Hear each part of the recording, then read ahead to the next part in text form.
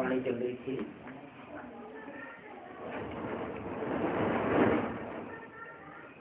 सितंबर 1968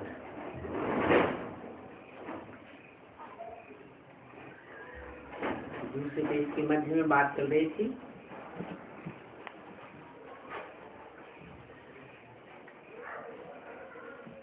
तीन प्रकार की मतें हैं।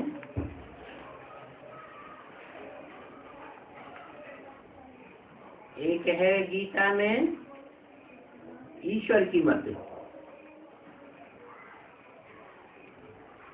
और दूसरी होती है दैवी मत,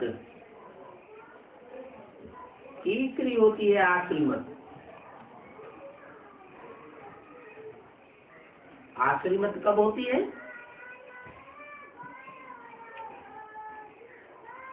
द्वापर और कलयुग में। और दैवी मत कब होती है? सतयुग और त्रेता में। और संगम युग में तीनों मतों का संगम हो जाता है। ईश्वर आकर गीता माता के द्वारा ईश्वरीय मत भी देते हैं, और उसमें माया रावण रूपी असुर आसुरी मत भी मिश्र कर देते हैं।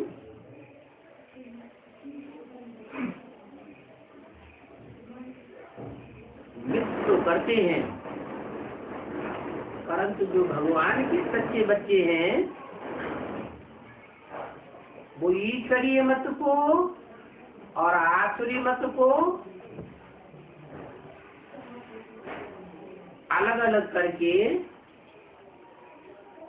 ईश्वरीय मत ही ग्रहण करते हैं। ऐसी ईश्वरीय मत ग्रहण करने वाले बच्चों को दैवी मत वाला कहा जाता है। और दैवी मत एक ईश्वर ही आकर के बनाते हैं। मनुष्य मत से बदल करके दैवी मत बनाते हैं। दैवी मत बनाते हैं राजयोग की नाली से।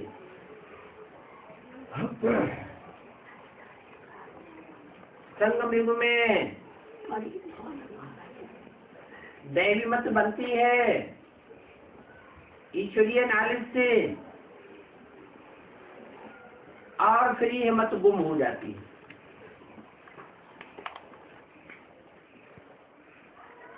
ईश्वरीय मत संगम पर ही बनती है, मिलती है, और संगम पर ही ईश्वरीय मत गुम हो जाती है।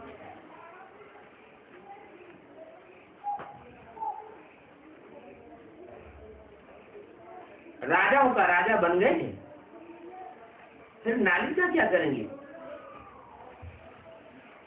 नालिज का नाम ही है सहज राजयोग, अर्थात राजाओं का राजा बनाने की नालिज नाम ही है राजयोग। 21 जन्म वो ईश्वरीय नॉलेज लेने वाले राजयोगी राजा ही भोगते रहते हैं।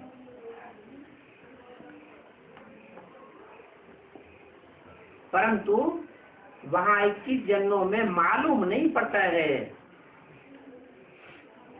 कि ये किस पुरुषार्थ का फल है जो हम राजा बने। तुम बच्चे अनेक बार सतयुग में गए होंगे। ये चक्र फिरता रहता है। सतयुग त्रेता है ज्ञान का फल। ऐसे नहीं कि वहां सतयुग त्रेता में कोई ज्ञान मिलता है। ज्ञान नहीं मिलता है। क्या मिलता है? ज्ञान का फल मिलता है। बाप आकर ज्ञान देकर के भक्ति का फल देते हैं। भक्ति का फल है ज्ञान। ज्ञान ईश्वर से मिलता है। ये भी बाप ने बताया है, तुमने सबसे जास्ती भक्ति की है। तुमने माने किसने है?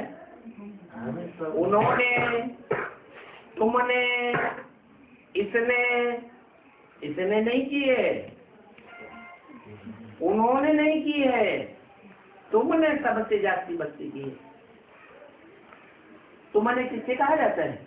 जो सन्मुख भगवान के बैठते हैं उनको तुमने कहा। पहले तुमने ही सब शिव की भक्ति की।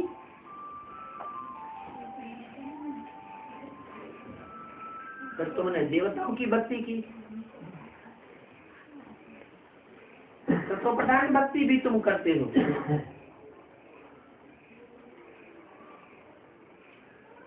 तुम्हारी भक्ति जितनी सात्विक होती है, अव्यभिचारी होती है, उतनी अव्यभिचारी भक्ति और किसी की हो नहीं सकती।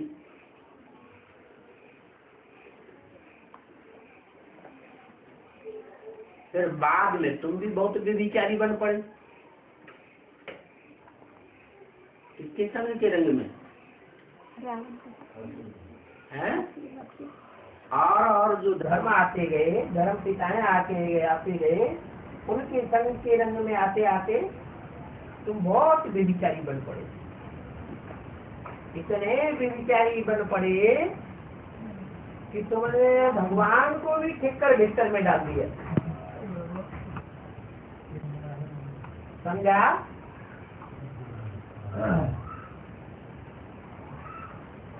कि भगवान भी ठिक्कर बुद्धियों में आता है। भक्ति मार्ग में तुमने ऐसे किया,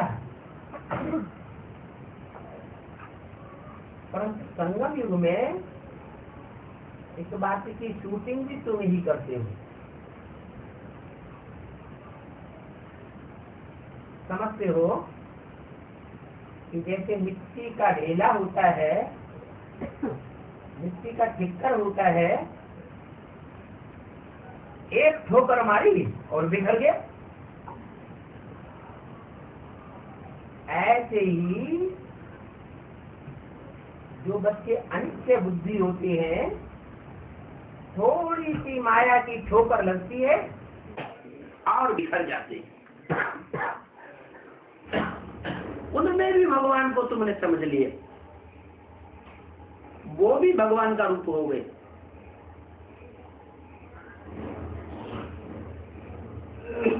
ज्ञान के मार्ग में जो भीत अर्थात दीवार बनकर के खड़े हो जाते हैं, न खुद ज्ञान लेते हैं, न खुद भगवान को पहचानते हैं, न दूसरों को ज्ञान लेने देते हैं और न भगवान को पहचानने देते हैं। जैसे कि दीवार बनकर के अड़ जाते हैं, ऐसे भीत अर्थात दीवार बुद्धि, भीतर बुद्धियों में भी तुमने भगवान को व्यापी समझ लिया। इसको कहा जाता है अंधेर नगरी अनबूझ राजा। कह देते हैं कि सभी भगवान ही भगवान हैं, ये है बिल्कुल बेसमझी। फिर समझदारी क्या है? सभी भगवान के रूप हैं, ये तो बेसमझी है। फिर समझदारी क्या है? एक भगवान का मुकर्रर रूप समझ लेना, जान लेना, और इतना समझ लेना कि हम दूसरों को भी समझा सके, ये हुई समझदारी। दुनिया तो तमो प्रधान बुद्धि बन चुकी है, उनको पत्थर बुद्धि कहा जाता है। तमो प्रधान है ना, पत्थरों से माथा रगड़ते रगड़ते पत्थर बुद्धि बन पड़े। जो सतो प्रधान होते हैं वो होते हैं पारस बुद्धि।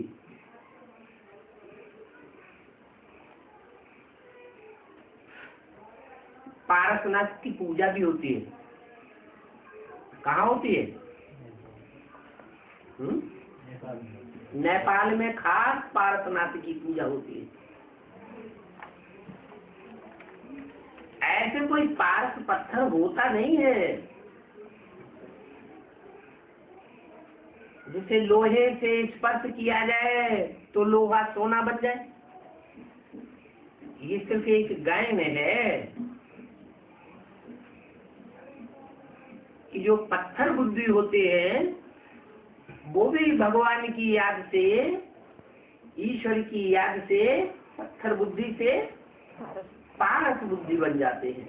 अर्थात जो जो उनके संसर्ग में आता है, संपर्क में आता है, जो उनसे सुनता है, जो उन्हें देखता है, जो उनकी वाणी को सुनता है, वो ही परिवर्तन हो जाता है। उसको कहते हैं पारस बुद्धि, पारसनाथ। तो देखो ये चक्र चलता रहता है। पारस बुद्धि से पत्थर बुद्धि बनते हो कितने वर्ष में? 5000 वर्ष में। और पत्थर बुद्धि से पारस बुद्धि बनते हो 1 सेकंड में। जैसे ही कर्मातीत अवस्था हुई पुरुषार्थ करते करते पत्थर बुद्धि से पारस बुद्धि बन जाती हो। तो बाप कहते हैं कि मुझे एक बाप की याद करते रहो तो अभी भी तुम सतो प्रधान बन जाएंगे। इसी याद में मेहनत है। और रचयिता बाप को और उनकी रचना के आदि मध्य अंत को भी याद करो। ये चक्र फिर आते रहेंगे तो तुम चक्रवर्ती राजा बन जाएंगे। क्योंकि भगवान तो आते ही हैं क्या बनाने के लिए?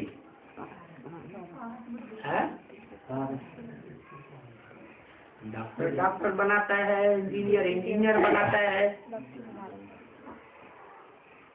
अरे जो वकील होगा वो वकील बनाता है, तो भगवान आके क्या बनाते हैं? भगवान भगवती बनाते हैं। परंतु कोई भी देहधारी को भगवान भगवती कहना डाले क्या? फिर किसको भगवान भगवती कहा जाए? ये एक टाइटल है भगवान भगवती का। वास्तव में भगवान एक होता है कि उसके साथ भगवती भी होती है। God is one. क्या कहा जाता है? सत्य एक है या अनेक है? सत्य तो एक है। एक भगवान ही सत्य है और उसके दो रूप नहीं हो सकते। इसलिए घर घर में कौन सी कथा सुनाई जाती है? सत्यनारायण की कथा सुनाई जाती है। सत्यनारायण के साथ सत्य लक्ष्मी की भी कथा नहीं सुनाते हैं। तो वास्तव में भगवान भगवती कहना ये रंग बात है। जो भगवान का लक़ब है उनके साथ वो लक़ब भगवान के साथ भगवती को नहीं दिया जा सकता। बाप आते हैं तो एक देवी देवता धर्म की स्थापना करते हैं।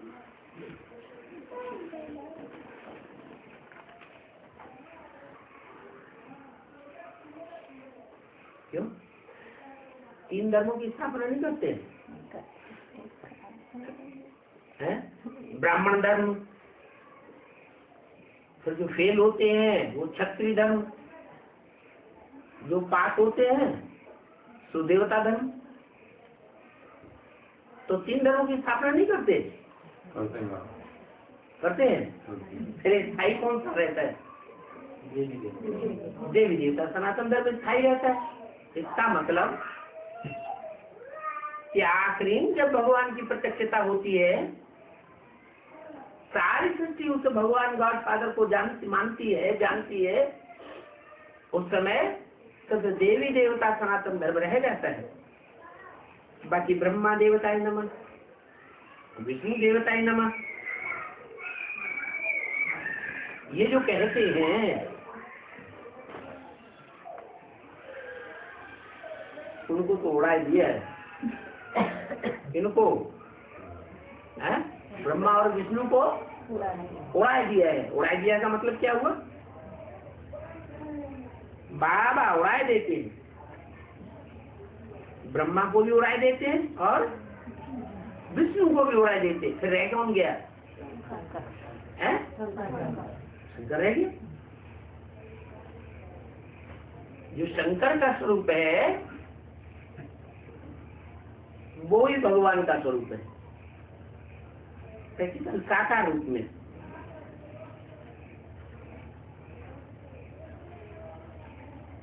नहीं तो मुझ पढ़ेंगे लक्ष्मी नारायण को भी देवता है, ब्रह्मा विष्णु शंकर को भी देवता।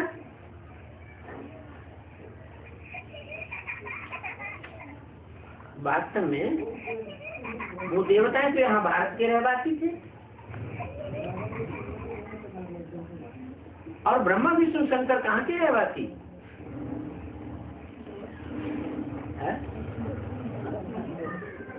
साकार शक्ति के रहवासी हैं ब्रह्मा विष्णु शंकर, या आकारी शक्ति के रहवासी हैं? वो तो मनन चिंतन मंथन की दुनिया के रहवासी हैं। उनको फरिश्ता कहा जाता है, और फरिश्ताएं भारत में नहीं माने जाते। भारतवासी फरिश्ताओं को मानते हैं या साकार देवताओं को मानते हैं? साकार देवताओं को भारतवासी मानते हैं। फरिश्तों की मान्यता तो विधर्मियों में और विदेशियों में होती है। जैसे कुरान शरीफ में भी लिखा हुआ है कि कयामत हुई तो 8 फरिश्तों ने खुदा का तख्त उठाया।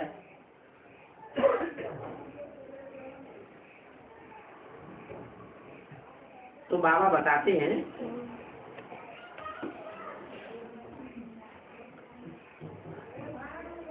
कि ब्रह्मा को और विष्णु को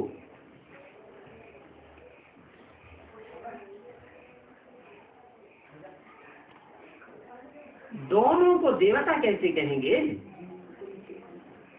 वो सूक्ष्म बतरवासी फरिश्ता है या देवता है? वास्तव में क्या है? ब्रह्मा विष्णु सूक्ष्म बतनवासी देवता है या फरिश्ता है? वो तो फरिश्ता है। वास्तव में दोनों को देवता कैसे कहें? इसलिए बाप ने उड़ा दिया।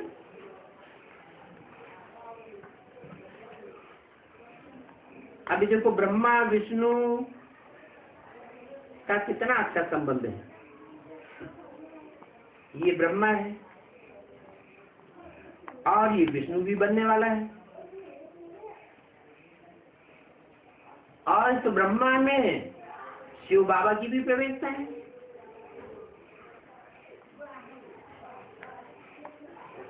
तीनों है ना। परंतु अभी शंकर को तो उड़ा दिया। कब की मुरली है? ये मुरली जो है अर्थक की है ना। उस समय शंकर था क्या? शंकर तो था ही नहीं। इतना बताते थे कि ये ब्रह्मा ही संपूर्ण बनेगा, तो ब्रह्मा तो विष्णु बन जाएगा। इसलिए बोला कि शंकर को उड़ा दिया है।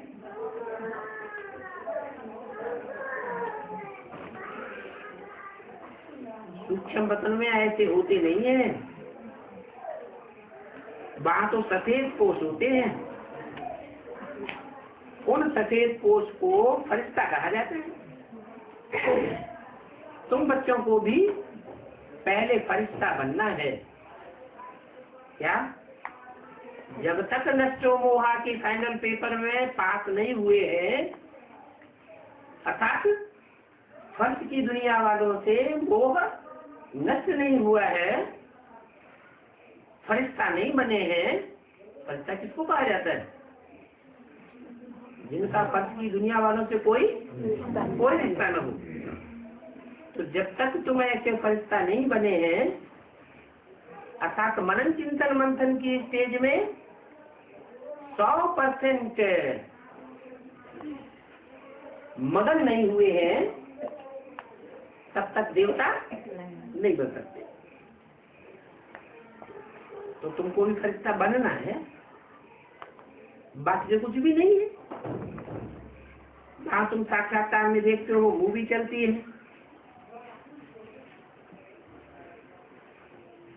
साइलेंस में मूवी चलती है,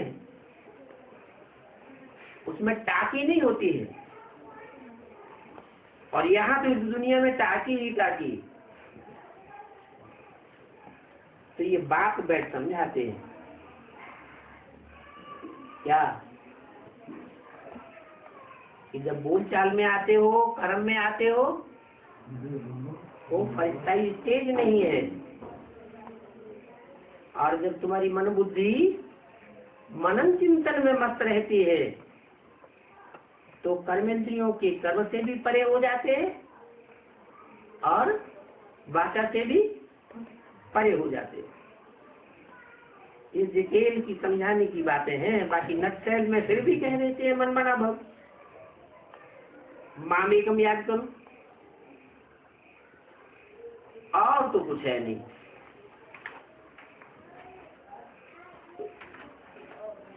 ओम शांति। ये रात्रि क्लास है।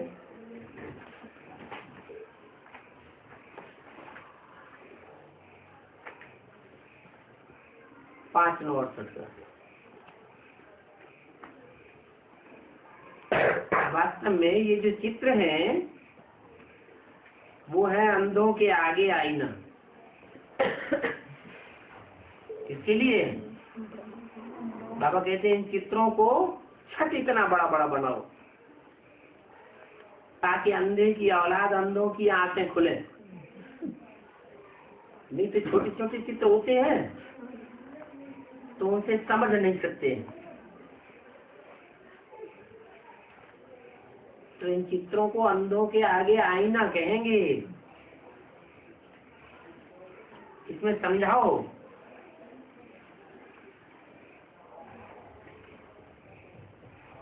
चित्रों में, जैसे झाड़ का चित्र है या सीढ़ी का चित्र है या शक्ति चक्र का चित्र है,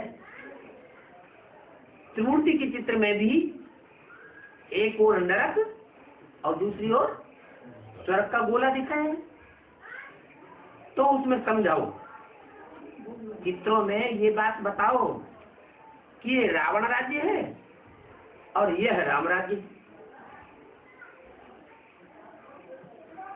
ये भी मनुष्यों को समझ नहीं है कि राम राज्य किसको कहा जाता है और रावण राज्य किसको कहा जाता है।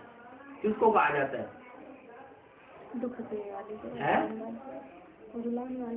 जहाँ एक राम की मत पर चलने वाले हो सारे के सारे, वहाँ है राम राज्य। और जहाँ रावण की अर्थात अनेक सिरों की मत पर चलने वाले हो, अनेक बुद्धियों के आधार पर चलने वाले हो, वो है रावण राज्य। तो अभी क्या है इस दुनिया में? राम राज्य। अभी ब्राह्मणों की दुनिया में भी क्या कहें? राम का राज्य है? अगर कोई कहे कि राम राज्य है तो पूछेंगे ना, राम का अपनी पत्नी के ऊपर राज्य है?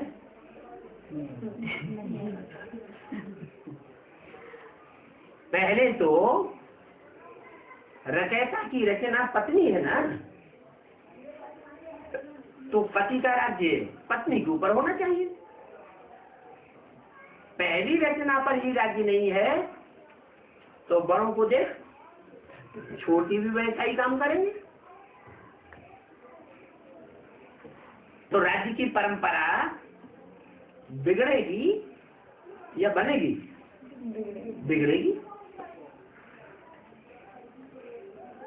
वास्तव में मनुष्यों को शूद्र भी कह सकते हैं। क्या?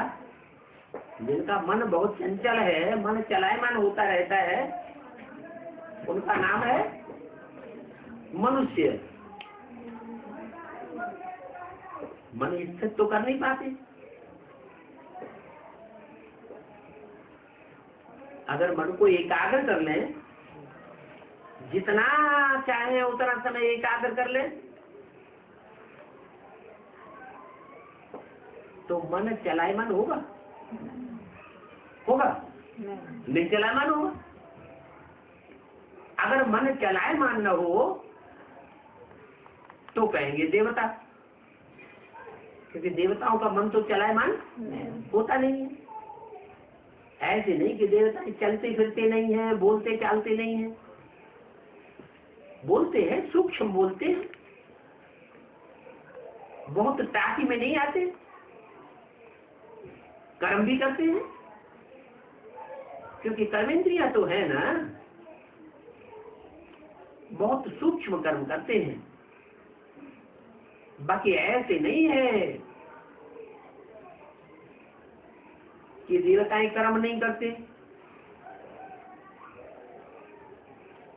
तो जो मन को एकाग्र कर सकते हैं उनको मनुष्य नहीं कहेंगे। क्या कहेंगे? जो मन एक जगह टिका सकते हैं, मन जो देवताएं हैं, तो उनका मन कहाँ टिका रहता है? आत्मा में। या तो अपन को ज्योतिबिंदु आत्मा के रूप में देखते हैं, या तो जो भी सामने आते हैं उनको आत्म रूप में देखते हैं। तो मन टिका हुआ कहेंगे या चंचल कहेंगे? टिका हुआ है। उन्हें मनुष्य कहेंगे या देवता कहेंगे? वो देवता है। मनुष्य को शूद्र कहेंगे। अभी मनुष्य को ब्राह्मण मनुष्य भी कहते हैं।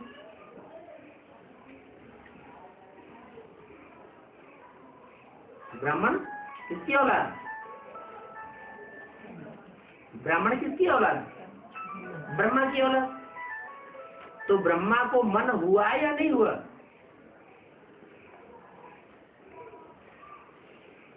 ब्रह्मा का मन चलायमान कहे या स्थिर कहे? जरूर चलायमान है। तो ब्राह्मण भी मनुष्य है। मनुष्य को देवता मनुष्य भी कहते हैं। तो विराट रूप पर भी समझाना चाहिए कि विराट रूप में देखो, हम ब्राह्मण अभी ब्राह्मण चोटी है, अभी मस्तक समान देवता नहीं है। क्या है? चोटी समान ब्राह्मण है, इसलिए ब्राह्मणों की चोटी दिखाई जाती है। बाद में देवताएं बनते हैं। इन ब्राह्मणों को देवता किसने बनाया? देवता तो सत्युग में होते हैं, और सत्युग में भगवान तो होते नहीं। तो कब बनाया? कहेंगे संगम पर बनाया।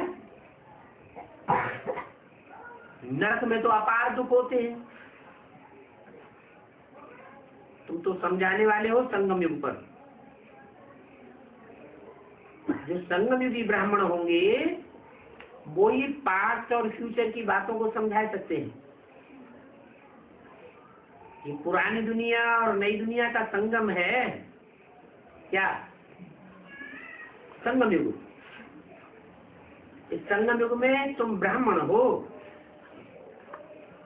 तो तुम ब्राह्मण ही पास्ट को और फ्यूचर को समझा सकते हो।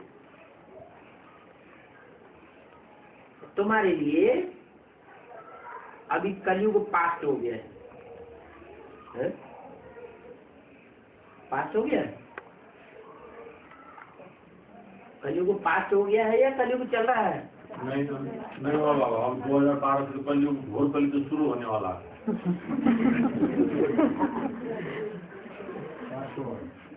अभी अभी कहा जब तक फरिश्ता नहीं बने हैं तब तक देवता नहीं बन सकते। जो फरिश्ता होते हैं, कितना भी दुख आए, जो भी दुख आएगा वो शरीर के ऊपर आएगा या ज्ञानी तू आत्मा के ऊपर आएगा? ज्ञानी तू आत्मा के ऊपर दुख आएगा? नहीं आ सकता। ज्ञान की शक्ति से तुम कैसे भी दुखों को क्रॉस कर जाते हो। तो तुम्हारा अभी कलयुग पास हो चुका है। तुम्हारा ये संगम युग मौजों का युग है। क्या भगवान बाप आया हुआ है? भगवान बाप सुखदाता है या दुखदाता है? तुम सुखदाता के बच्चे हो या दुखदाता के बच्चे हो? सुखदाता के बच्चे हो। तो सुखदाता के बच्चे सुखदाता बाप आकर के तरीका बताते हैं। क्या कि रावण के ज्ञान में रमण नहीं करना। किस ज्ञान में रमण करना? जो राम बाप राम को एक सिर दिखाते हैं और रावण को अनेक सिर दिखाते हैं। तो एक की मत पर चलेंगे तो तुम सुख का अनुभव करेंगे, और अनेकों की मत पर चलेंगे तो दुख का अनुभव करेंगे। तो तुम्हारे लिए कहेंगे कि तुम्हारा कलयुग अभी पास हो गया है। तुम बच्चे समझा सकते हो कि हम हैं पुरुषोत्तम संगम युगी ब्राह्मण। कौन से ब्राह्मण? ऐसा युग जहाँ पुरुष माने पुरी में शयन करने वाली आत्माएं, उनको कहा जाता है पुरुष। जो पुरुषार्थ करती हैं। क्या करती है? पुरुषार्थ। आत्मा के लिए करती है या शरीर के लिए करती है? आत्मा के लिए करती है। इस शरीर की प्राप्ति के लिए कुछ भी नहीं करती कि लड्डू मिल जाए, कि पेड़ा मिल जाए, कि बैंक बैलेंस मिल जाए, अच्छे अच्छे कपड़े मिल जाए। अगर इस तरह की भावनाएं आती हैं, संकल्प आते हैं, तो उसको अविनाशी संकल्प वाला ब्राह्मण कहेंगे या विनाशी संकल्प वाला रावण संप्रदाय कहेंगे? है? क्या कहेंगे? विनाशी संकल्प करने वाला रावण संप्रदाय। बाप तो आकर ब्राह्मणों को देवता बनाते हैं ना। तो देवताओं की नई सृष्टि है। तुम तो कलयुग के बारे में सोचना ही छोड़ दो। क्या? क्यों? बीती सो बीती। अब हम कहाँ के वासी हैं? अब हम संगम युग के वासी हैं। तुम्हारी नई सृष्टि अब आने वाली है। जो नई सृष्टि परमात्मा बाप ही स्थापन करते हैं। हम बच्चे कोई नई सृष्टि स्थापन नहीं करते हैं। हाँ, बाप की मत पर चलते हैं तो हम उस स्थापना में सहयोगी बनते हैं। स्थापना करते हैं ब्रह्मा द्वारा। क्या क्या स्थापन करते हैं? नहीं सकती। अब ब्रह्मा ने सभी छोड़ दिया तो नहीं सृष्टि स्थापन होगी? है? बाबा ने तो बोला नहीं सृष्टि स्थापन करते हैं ब्रह्मा द्वारा। भले ब्रह्मा शरीर छोड़ दिया तो भी वो आत्मा पुरुष चोला थी या स्त्री चोला थी? है? पुरुष चोला। उस पुरुष चोला की पूजा होती है, मंदिर बनते हैं, या वो ही पुरुष चोला वाली आत्मा जब कोई स्त्री चोले में प्रवेश करके ब्रह्म माँ माने बड़ी माँ जगदम्बा का पाठ बजाती है तो उसकी पूजा होती है, मंदिर बनते हैं। तो कहेंगे कि ब्रह्मा द्वारा स्थापना कराते हैं। प्रजापिता ब्रह्मा का बाप भी चाहिए। कौन है? अरे सारी मनुष्य सृष्टि का बाप है प्रजापिता। फिर वो एवरलास्टिंग बाप है या उसका भी कोई बाप है कि नहीं? कौन है? शिव उसका भी बाप है। सुप्रीम सोल वो प्रजापिता का भी बाप है। फिर कहेंगे ग्रेट ग्रेट ग्रैंडफादर। प्रजापिता में शिव बाप है तो अब उसको कहेंगे ग्रेट ग्रेट ग्रैंडफादर। अब बताओ इन ब्रह्मा का बाप कौन?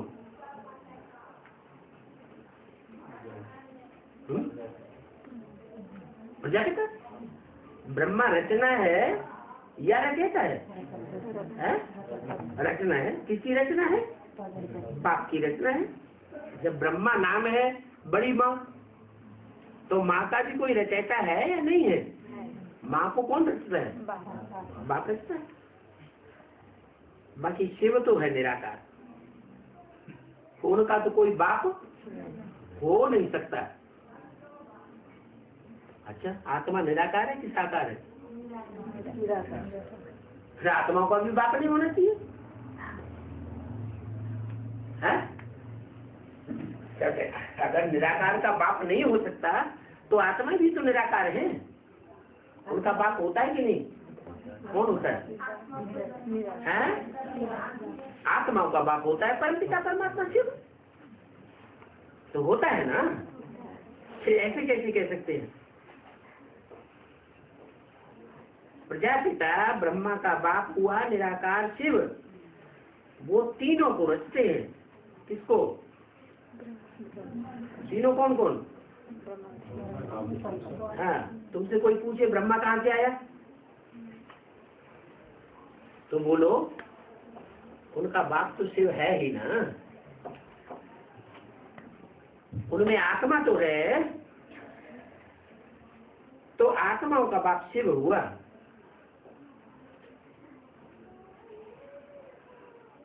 ब्रह्मा द्वारा ब्राह्मणों की रचना करते हैं। फिर शिव बाबा बैठ ब्राह्मणों को क्या बनाते हैं?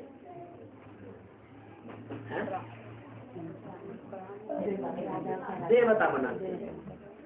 शिव बाबा कैसे हुआ? फिर ब्रह्मा के द्वारा ब्राह्मणों की रचना होती है। नंबरवार ब्राह्मण बैठे हुए हैं प्रैक्टिकल में, ब्राह्मणों की रचना हुई ना। 9 कुड़ी के ब्राह्मण तैयार हुए ना, किसके द्वारा? ब्रह्मा द्वारा। तो जो ब्राह्मण तैयार हुए उन ब्राह्मणों को देवता कौन बनाएगा? उसके लिए मीडिया चाहिए कि नहीं चाहिए? कि बना देगा? बिंदी तो नहीं बनावेगा। डॉक्टर बनावेगा, इंजीनियर बनावेगा, वकील बनावेगा, तो देवता कौन बनावेगा? अरे शिव बाप तो है लेकिन वो तो निराकार है ना, उसको तो कोई न कोई मीडिया का कोई न कोई निमित्त का आधार लेना पड़ता है कि बिंदी फुदक की बनाती है? कोई आधार लेता है ना, ब्रह्मा का आधार लेता है तो ब्राह्मण रचता है। फिर उन ब्राह्मणों को बैठ शिक्षा देते हैं। शिक्षा देकर क्या बनाते हैं? ब्राह्मण से देवता बनाते हैं। कौन? बिंदी? ब्रह्मा? किसके द्वारा? हाँ, जो देवताओं में भी बड़ा देवता है, महादेव कहा जाता है, उसके द्वारा देवता बनाते हैं। राजयोग से देवता बनाते हैं। वो राजयोग सिखाने वाला भी 100% राजयोगी होना चाहिए या अधूरा होना चाहिए? 100% राजयोगी। इसलिए उसके चित्र भी मिलते हैं। चित्र संपूर्ण के मिलते हैं, अधूरे के मिलते हैं। इसलिए कहते हैं next to God is Krishna. Krishna को भी राजयोगी कहते हैं। Next to God is Shankar. Shankar को भी योगीश्वर कहते हैं ना। तो कृष्ण अथवा शंकर एक ही पर्सनालिटी के नाम है या दो पर्सनालिटीज है? दो है। दूसरी पर्सनालिटी कौन है और एक कौन है? अगर दो है तो दोनों को बताओ, नाम भी तो होंगे दोनों के। शंकर की पर्सनालिटी कौन और जिसको next to God is Krishna कहा, वो पर्सनालिटी कौन? अरे next to God is Krishna, next to God is Shankar.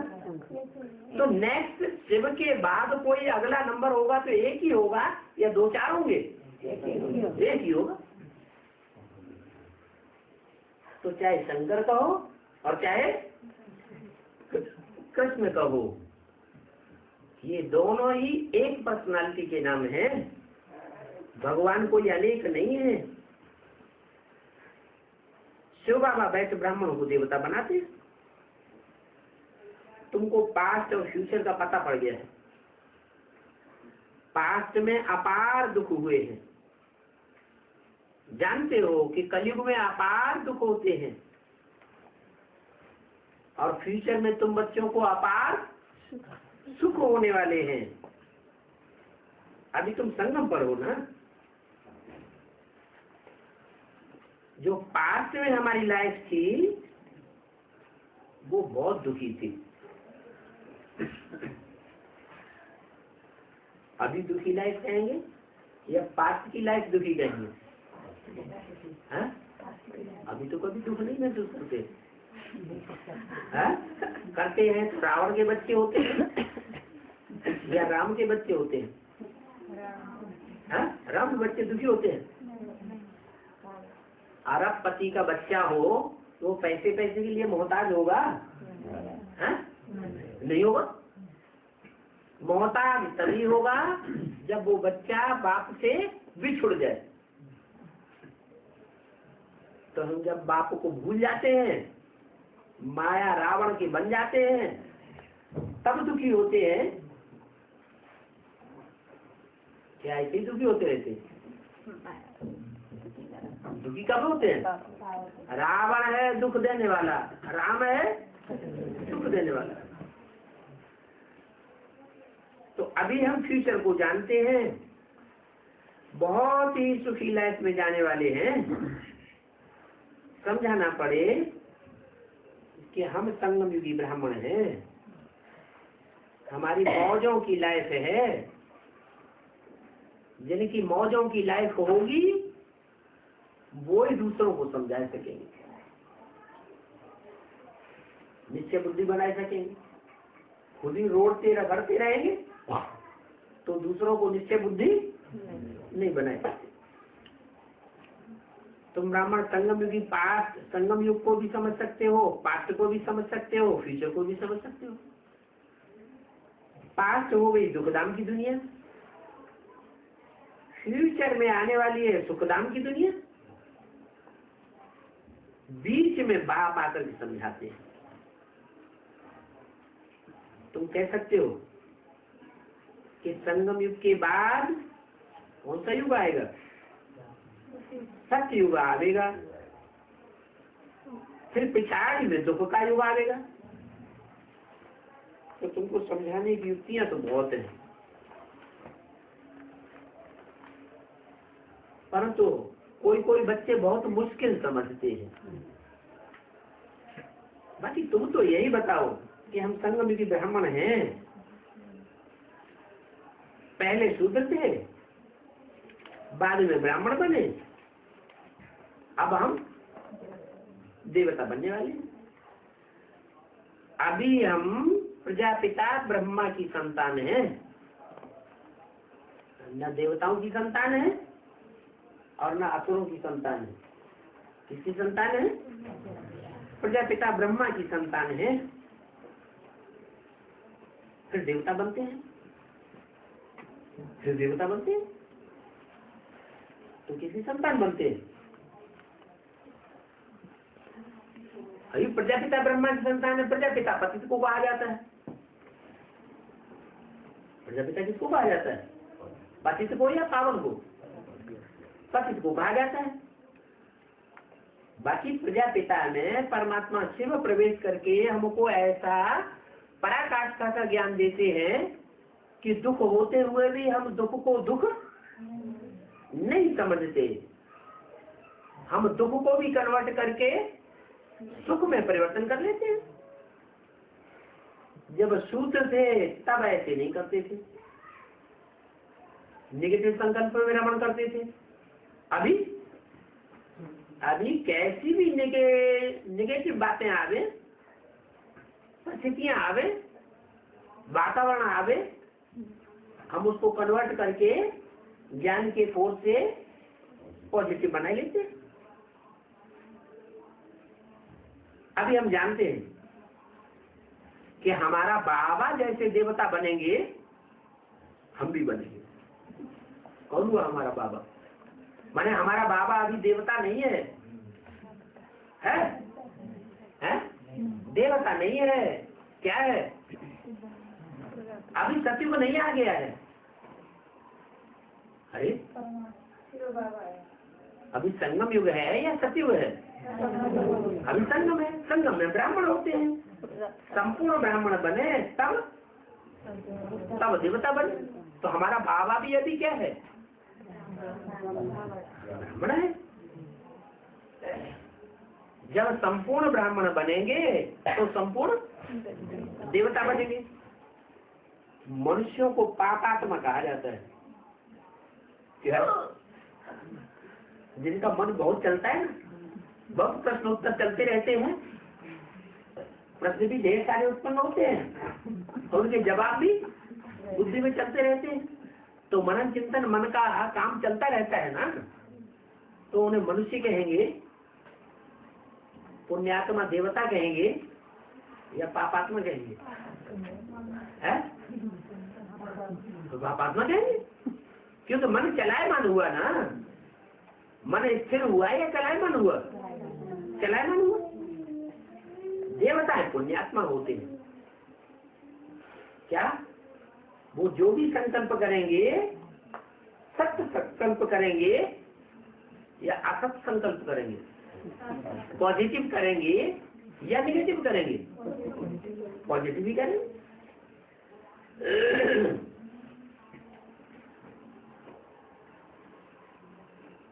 तो अभी पापात्मा से पुण्यात्मा कैसे बने? बाप कहते हैं तो कैसे बने? पापात्मा से जो ऐसा कोई बैठा है यहाँ जिसके निगेटिव संकल्प न चलते हो, कभी खराब संकल्प न चलते हो, खराब वृत्ति न बनती हो और वृत्ति के आधार पर खराब दृष्टि न होती हो, खराब दृष्टि के आधार पर खराब बातें न निकलती हो, अथवा कर्मेंद्रियों से कोई न कोई पाप कर्म न हो जाता हो। ऐसा कोई है? तो कोई नहीं है। तो पापात्मा है कि पुण्यात्मा है?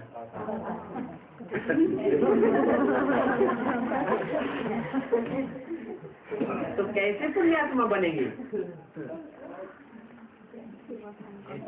भगवान आगे पढ़ाएंगे, बाप पढ़ाएंगे। अभी पढ़ा नहीं रहे हैं। हो जाएगा तो पूरा अपना पूरा पढ़ाएंगे माने अभी नहीं पढ़ा रहे हैं।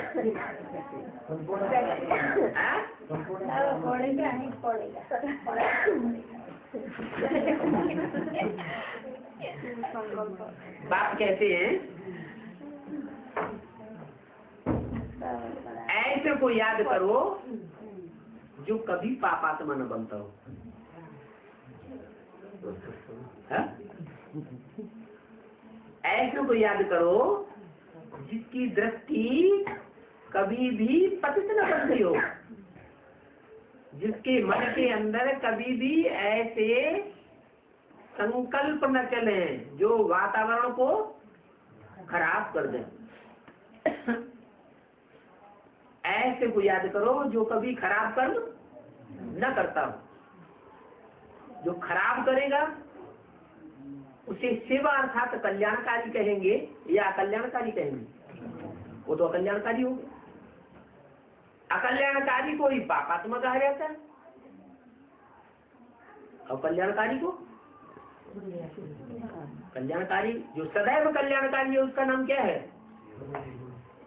उसी का नाम सदाशिव है। तो जो सदाशिव है उसी ही को याद करना है। बाप कहते हैं कि मुझे याद करने से ही तुम पतित से पावन बन जाएंगे। ये पतित से पावन बनने का और पावन से पतित बनने का ड्रामा चलता रहता है।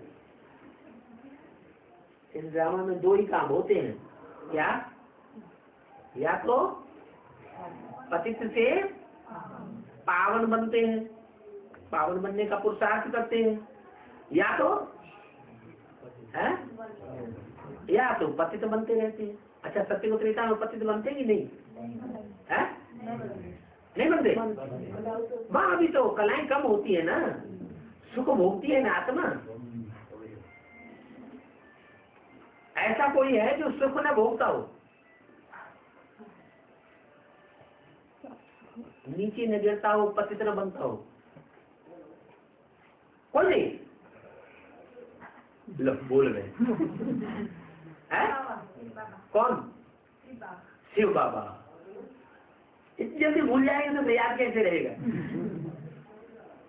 अभी अभी याद दिलाया कि पाप आत्मा से पुण्यात्मा बनने के लिए किसे याद करो? मुझे याद करो। मेरे में ऐसी क्या क्षिप्त है जो तुम पापात्मा से पुण्यात्मा बन जाते हो?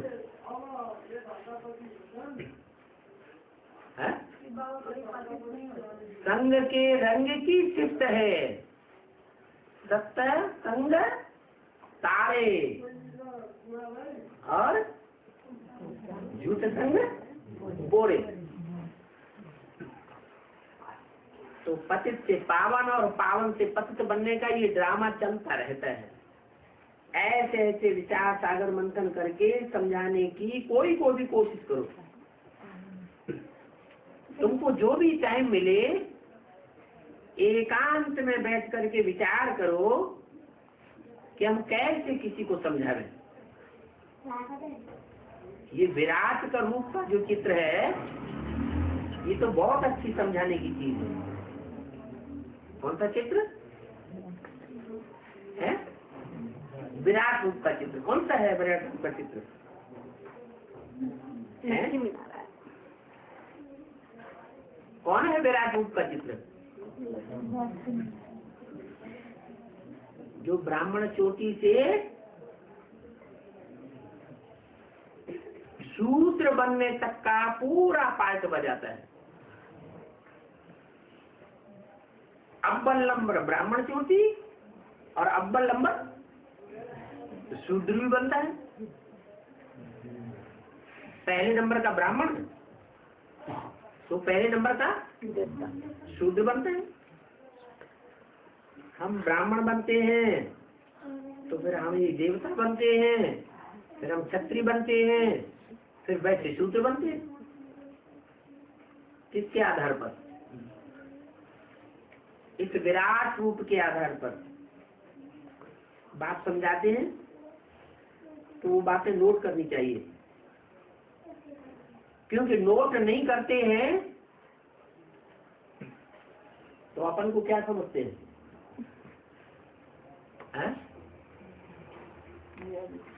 स्मृति स्वरूप समझते हैं या विस्मृति स्वरूप समझते हैं? स्मृति स्वरूप समझते हैं। हम स्मृति स्वरूप है कि विस्मृति आती रहती है घड़ी घड़ी, तो है विस्मृति स्वरूप और समझते क्या है, स्मृति स्वरूप है। इसका क्या प्रूफ, इस बात का क्या प्रूफ कि हम विस्मृति स्वरूप हैं? हम भूल जाते हैं, उसका प्रूफ बताया कि नोट नहीं करते हैं। नोट नहीं करते हैं, इससे साबित होता है कि अपन को स्मृति स्वरूप समझते हैं, लेकिन है नहीं। तो नोट करना चाहिए ना, क्योंकि पत्थर बुद्धि है तो नोट करना चाहिए। तुम पत्थर बुद्धि और पारस बुद्धि संगम पर हो, दोनों को तुम जानते हो। बाप कहते हैं मेरा नाम ही पतित पावन है। कहने वाला कौन, बिंदी या साकार बाप? वो बिंदी निराकार जब साकार में प्रवेश करे तब ही कहे, या बिना प्रवेश कहे करे? प्रवेश करे तब कहे। क्या कहे कि मेरा नाम ही पतित पावन है। पतित शब्द पहले क्यों, पावन शब्द बाद में क्यों? क्योंकि मेरा धंधा ही है पतितों को पावन बनाना।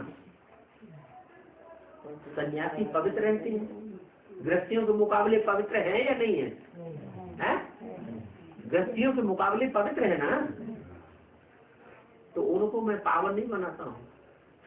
किसको पावन बनाता हूँ? जो सन्यासियों के मुकाबले कहीं जाति पतित बन जाते हैं। क्या उनका नाम ही है गृहस्थी, माने गिरी हस्ती। सन्यासी उनको नीची दृष्टि से देखते हैं। सफेद कपड़े वाले सन्यासी हो और चाहे लाल कपड़े वाले सन्यासी हो, किस दृष्टि से देखते हैं? गृहस्थ में रहने वालों को नीची दृष्टि से देखते हैं।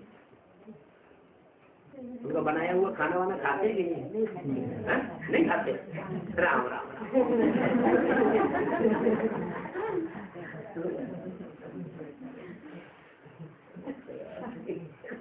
इसका मतलब कि शिव बाबा तो खा लेते होंगे, शिव बाबा खा लेते हैं माताओं का बना हुआ खाना, क्योंकि गिरी हस्ती नहीं समझते हैं। समझते हैं कि ये तो कल ऊंची हस्ती बनने वाले हैं, देवताएं बनने वाले हैं, तो खा लेते हैं। लेकिन सन्यासी नहीं खाते। सन्यासी नहीं खाते तो नीची दृष्टि से देखते हैं या ऊंची दृष्टि से देखते हैं? नीची दृष्टि से देखते हैं। उनको फिर पतित पावन नहीं कहेंगे। क्या? अगर वो पतित पावन होते तो छोड़ करके जंगलों में जाते हैं? नहीं। मैं पतित पावन हूँ, मैं छोड़ करके भागता नहीं हूँ। क्या? वो सन्यासी छोड़ करके भाग जाते हैं, और मैं छोड़ के भागने वाला नहीं हूँ। मैं युगे युगे नहीं आ सकता हूँ। ये भी बात है। कब आता हूँ? हाँ, जब 4 युगी की आवृत्ति पूरी हो जाए, चतुर्युगी अर्थात एक कल्प पूरा हो, तब मैं आता हूँ। जब पूरा पतित पने का ग्रहण लगे तब आता हूँ। सन्यासी कब आते हैं? पतित बनना शुरू हुआ और सन्यासियों का आना भी शुरू हो जाता है। और मैं कब तो आता हूँ? मैं जब सारी शक्ति संपूर्ण पतित बन जाती है, मैं तब आता हूँ। युग युग तो नहीं आ सकता, मैं संगम पर ही आता हूँ। कलयुग में पतित और सतयुग में पावन होती है। हम ब्राह्मण हैं मुखवंशावली, और वो है कुखवंशावली। कौन? सफेद कपड़े वाले कि काले कपड़े वाले कि लाल कपड़े वाले कि तीनों? हैं? वो सफेद कपड़े वाले हों, चाहे काले कपड़े वाले हों, चाहे लाल के पीले कपड़े वाले हों, वो सभी सन्यासी मुखवंशावली है या मुखवंशावली है? वो सब है मुखवंशावली। तुम जानते हो, मुखवंशावली को भी जानते हो, मुखवंशावली को भी जानते हो। मुखवंशावली किसे कहा जाता है? जो मुख की निकली हुई बातों को मानते हैं। मानते हैं वो? ब्रह्मा के मुख के निकली हुई मुरली की बातों को वो मानते हैं? नहीं मानते। तो कौन से, क्या मुखवंशावली हुए, मुखवंशावली हुए? वो हुए मुखवंशावली। और तुम हो मुखवंशावली, क्योंकि तुम बाप के बच्चे हो ना, पतित पावन बाप के बच्चे हो ना। तो ये विराट रूप का चित्र कम नहीं है, बहुत सहज समझा सकते हो। और तुम बता सकते हो कि हम ब्राह्मण से देवता बनने वाले हैं। क्या बनने वाले हैं? अभी बने नहीं हैं, बनने वाले हैं। तो बनाने वाला चाहिए कि नहीं? है? बनाने वाला चाहिए। हम बनने वाले हैं तो बनाने वाला भी जरूर है। ब्रह्मा का बाप शिव, वह ब्रह्मा द्वारा हमको समझाते हैं, वह ब्रह्मा में बैठ ब्राह्मणों को समझाते हैं, तो ब्रह्मा भी सुनते हैं। संगम युग पर प्रजापिता ब्रह्मा जरूर चाहिए। क्या ये जरूर शब्द क्यों लगाया है? वो तथाकथित ब्रह्मा कुमार क्या समझते हैं तो नहीं चाहिए कि संगम युग तो है, लेकिन ब्रह्मा हो या ना हो, हम संगम युगी ब्राह्मण हैं। अरे वो तो दुनिया वाले भी ब्राह्मण यही समझते हैं। क्या कि हम ब्राह्मण हैं, ब्रह्मा हो या ना हो।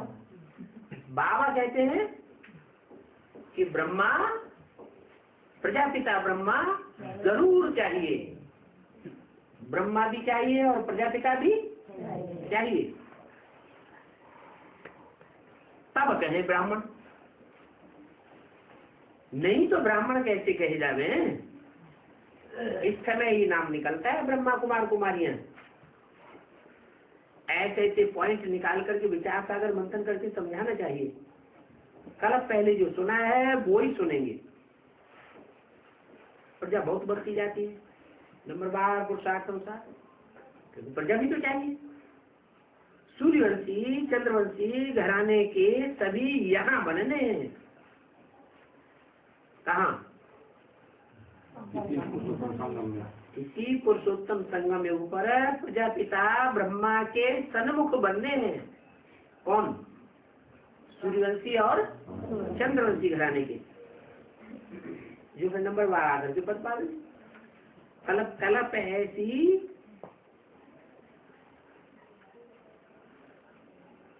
ऐसी यूनिवर्सिटी तुम खोलेंगे, फिर कलप बाद ऐसे ही सर्विस करेंगे, ऐसे ही सैंपलिंग निकलेंगे। तो सारा पुरुषार्थ ब्राह्मणों का है। जैसा जैसा पुरुषार्थ वैसा वैसा पद। ब्राह्मणों की फिर लड़ाई है 5 विकारों से। 5 विकारों पर जीत पानी होती है। अच्छे अच्छे बच्चे 5 विकारों से झट्टा राय लेते हैं। माया आग आदल पर राजी करती है ना, तो ऐसे कैसे छोड़ देगी? तुम समझते हो विकारियों को निर्विकारी बनना है, इसलिए कहा जाता है तुम युद्ध के मैदान में हो। अभी तुम कौरव से पांडव बने हो। क्या पहले क्या थे? कौरव थे, और अभी पंडा के बच्चे बने हो। पांडव कहो ब्राह्मण कहो, बात एक ही है। ऐसे तो इस समय इस दुनिया में पंचायती राज्य है। कितनों का राज्य है? 5 का राज्य है। ये रावण क्या है? 5 है ना। पंचायती राज्य है। वास्तव में राज्य राजा रानी से होना चाहिए। पंचायती राज्य इस समय गाया हुआ है। ओम